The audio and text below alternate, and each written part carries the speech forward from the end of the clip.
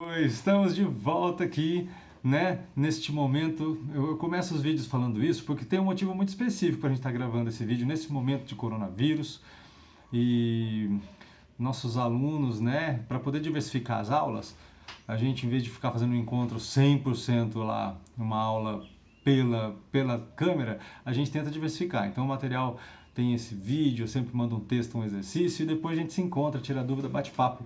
Então, meu agradecimento no início desse vídeo para esses alunos que estão, enfim, super apoiando a gente também, porque estamos todos, né, nesse estado de calamidade pública. E eu volto a observar o seguinte, são duas epidemias acontecendo, né, uma pandemia mundial, o coronavírus, e existe uma epidemia que ela pode tomar conta da sua cabeça, da sua emoção, então a gente precisa estar junto, né? E é tão bom saber que a gente está junto e a gente está superando junto esse momento. Vamos junto que tudo vai ficar muito bem, né? Hoje a gente tem um tema muito importante porque ele é muito atual. É algo que pode acontecer, que aconteceu poucas vezes na história do Brasil, mas que pode acontecer loguinho, daqui a pouco, assim. Então, vamos ficar muito atentos, vamos ficar junto no tema de hoje, que a gente vai falar de empréstimo compulsório. Para começar a aula, eu vou pedir para vocês pegarem a Constituição de vocês, abrirem a Constituição no artigo 148. Então, olha só, nos vídeos anteriores a gente falou dos tributos do artigo 145, inciso 1, 2, 3. Lembra disso? Que ele fala lá, impostos, taxas e contribuição de melhoria. Então, já falamos algumas coisas aqui. Hoje a gente está falando de empréstimo compulsório que a gente vai encontrar no 148. E a gente vai ler junto o 148 aí, porque ele é muito autoexplicativo e eu quero que a gente vá grifando cada pedacinho para a gente depois alertar porque grifou aquele pedacinho. Então, vai comigo aí, ó. 148 diz assim, ó. A União, mediante lei complementar, poderá instituir empréstimos compulsórios. Então, grifa tudo isso, porque a União, e é importante, só a União, lembra que o 145 autorizava qualquer pessoa política a instituir o imposto, taxa ou contribuição de melhoria? Pois é, no empréstimo compulsório não é assim, só a União, está dizendo aí o 148, então só ela vai poder instituir empréstimo compulsório mediante lei complementar. E aí você vai grifar, mediante lei complementar, porque isso aí também tem que bater um sininho na nossa cabeça aí, que não pode certas coisas e tem que fazer outras coisas que daqui a pouco a gente vai comentar. Mas está cedo para isso. Ainda nesse vídeo a gente vai comentar, mas vem comigo para a gente poder continuar entendendo este artigo 148, porque ele vai falar aqui, quando é que vai instituir empréstimo compulsório? Para quê? Né? No inciso 1 fala, para atender despesas extraordinárias. Então, se eu tiver que ter despesa extraordinária, eu vou poder instituir empréstimo compulsório. Mas é qualquer despesa extraordinária? Não. É uma despesa extraordinária decorrente de calamidade pública, guerra externa ou sua iminência. E o inciso 2 traz a terceira possibilidade, no caso de investimento público de caráter urgente e de relevante interesse nacional. Então, ó, quis ler com você, porque são 3 possibilidades para instituir o empréstimo compulsório. Despesa extraordinária com calamidade pública, despesa extraordinária com guerra externa ou a sua iminência e investimento público de caráter urgente e relevante interesse nacional. A gente não tem uma guerra iminente, né? Opa! A gente não tem uma guerra iminente, a gente não tem o investimento público de caráter urgente, relevante e interesse nacional, mas a gente tem essa situação aqui, que é sobre a calamidade pública. A gente sabe que o Congresso, eu até falei no vídeo anterior, né, eu esperei para gravar, o Congresso, quando eu falo Congresso, é a Câmara e depois o Senado, eles autorizaram o estado de calamidade pública, já estão sendo editadas leis aí, a gente tem que ficar de olho no que está acontecendo, porque agora pode acontecer muita coisa. Então, primeiro que eu quero que a gente entenda é isso, tá? Existem 3 situações autorizadoras do empréstimo compulsório, não é só a calamidade pública. As outras 2 situações, que é a guerra externa ou sua iminência, e o investimento de caráter urgente e de relevante interesse nacional, não estão acontecendo agora, mas eles seriam autorizadores também, tá bom? Imagina que vai haver uma guerra, a gente precisa se armar, a gente precisa se preparar e aí instaura o empréstimo compulsório. A outra situação, eu tenho um caso prático para falar para vocês, então eu vou explicar melhor daqui a pouco, tá bom? Mas a gente vai se concentrar na calamidade pública por uma questão óbvia, né? A gente acabou de declarar estado de calamidade pública aí. O que acontece no estado de calamidade pública? Eu quero que a gente acompanhe essa situação antes de explicar o empréstimo compulsório. Bom, no estado de calamidade pública, o chefe do Poder Executivo, vocês já estudaram ou ainda vão poder ter chance de estudar isso aí, ele não precisa cumprir rigorosamente o orçamento que foi aprovado lá na LDO, na Lei de Diretrizes Orçamentárias. Quer dizer, existe aquela lei grandona, né?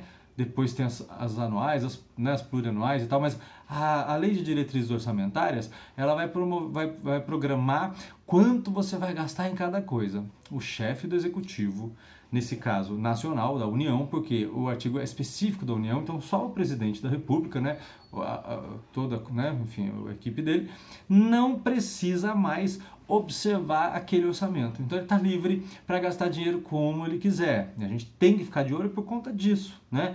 O Congresso autorizou isso, então ele não está sozinho nessa. Mas não é o Congresso que está fazendo, é ele que está fazendo agora, a partir de agora. Então a gente tem que ficar bem de olho mesmo.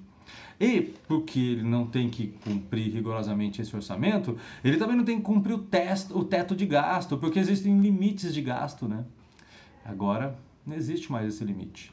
E também as metas fiscais acabaram. Meta fiscal que a gente sabe que estava indo para o saco mesmo já, né? Então, agora não tem mais que cumprir meta fiscal. Então, olha só, mas é claro, né, gente? Eu estou diante de uma calamidade.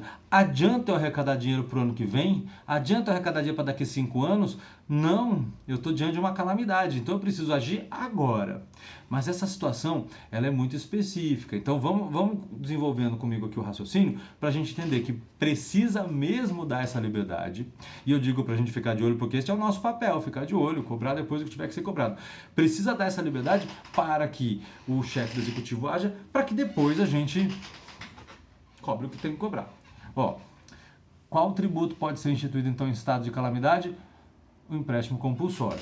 E aí, a gente vai ter que observar duas coisas. Primeiro, ele vai ser criado pela União por lei complementar. Segundo, tem a situação de calamidade pública, ou a guerra externa, ou aquele investimento urgente que a gente falou, tá bom? Se a calamidade pública acontece agora e eu não posso esperar o ano que vem para resolver, ele não vai respeitar o princípio da anterioridade.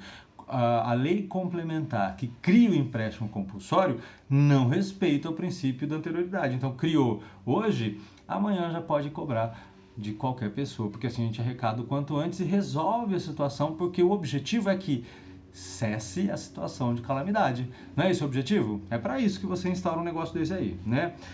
Essa lei complementar, ela vai determinar o fato gerador, né, que é sobre o que vai incidir, o que vai gerar a incidência daquele tributo, né, e a base de cálculo, qual o objeto que vai ser referido.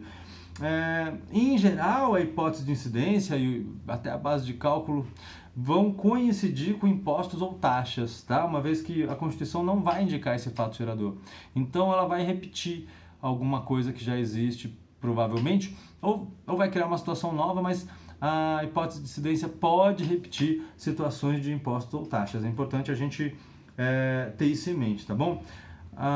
Outro fato importante sobre... antes, eu quero falar para vocês, o gasto desse dinheiro tem que ser exclusivamente sobre o que gerou o estado de calamidade, no caso agora o coronavírus, né? Então, o gasto realizado com o valor arrecadado com o empréstimo compulsório precisa ser sobre a situação que gerou a calamidade, no caso agora o coronavírus. Então pode ser construção de hospitais, aquisição de leitos, pode ser para fazer exames, pode ser investimento em pesquisa, né? Não é uma tendência atual, mas agora a gente sabe que é muito mais importante isso, né? A gente sabe a importância disso agora. E, olha só que bacana, que era isso que eu queria falar para você. Tem que restituir. Isso é uma característica fundamental. Chama o quê? Chama empréstimo.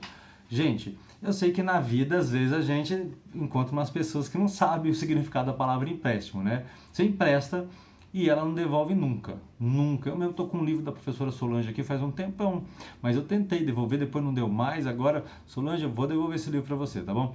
Mas a gente às vezes empresta e não devolve, mas eu devolvo mesmo que demora. E é assim também com o empréstimo compulsório. Mesmo que demore, tem que devolver. Quando é que vai devolver? Quando cessada a situação de calamidade pública. Então, cessou a situação de calamidade pública, vamos devolver esse valor. Como é que eu devolvo? Bom, eu devolvo para quem provar que pagou. Então, se incidir sobre álcool gel, é uma brincadeira aqui, uma suposição, é só para você entender. Imagina que incida sobre álcool gel, sobre máscara, sobre sabão, sobre produtos de higiene em geral. E aí toda vez que você fizer uma compra, não importa se lá na notinha vai ter só aquilo ou um monte de coisa, toda vez que você fizer uma compra, uma parte do valor pago vai ser em forma de empréstimo compulsório, que vai financiar a solução desse estado de calamidade pública. Então, imagina que é álcool gel, sabão e produtos de higiene pessoal. Então você compra por 6 meses e vai durar 6 meses esse empréstimo compulsório e você guarda todas as notinhas. E aí você guardou todas as notinhas e vai poder pegar de volta esse valor. Como? Você vai ficar esperando, um dia passa um agente do governo na sua porta e fala: você emprestou dinheiro para o governo? Você gostaria de receber de volta? Não, não vai acontecer nada disso, porque isso não acontece mesmo, né, gente? Qual é o mecanismo judicial? A gente está aqui, né, falando entre nós aqui agora. Qual é o mecanismo judicial? Para a gente poder pedir um dinheiro de volta para o fisco, para o governo, né? Mas no nosso caso para o fisco, no direito tributário. Exatamente, meus queridos, minhas queridas, chama repetição do indébito tributário. É uma ação, você vai entrar com uma ação judicial pedindo a repetição do indébito tributário e nessa ação você vai precisar comprovar o recolhimento do